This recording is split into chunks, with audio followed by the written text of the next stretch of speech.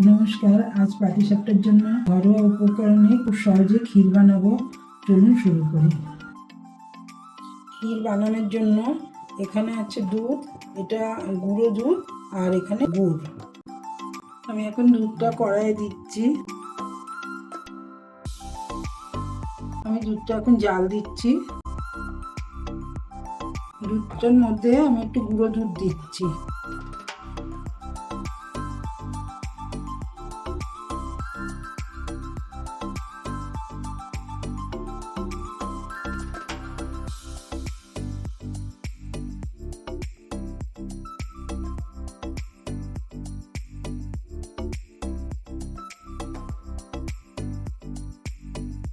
দুধটা এবার ঘন ঘন হয়ে এসছে, এবার আমি গুড়টা দেবো।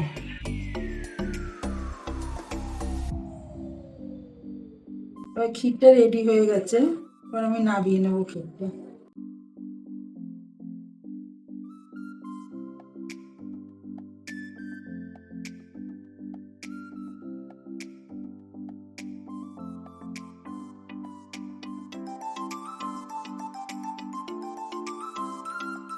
এটা রেডি হয়ে গেছে।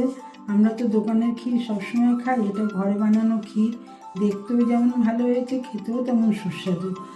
আপনাদের রেসিপিটা পছন্দ হলে লাইক সাবস্ক্রাইব করতে ভুলবেন না।